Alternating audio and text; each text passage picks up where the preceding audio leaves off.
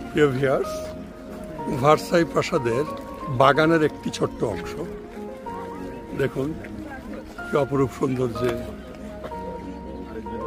বাগান তৈরি করে রাজা বাদশারা সেই সময় আনন্দ উপভোগ করেছেন। প্রাসাদের একাংশ, এই প্রাসাদের জানলা থেকে রাজা বাদশারা এই বাগানকে উপভোগ করতেন।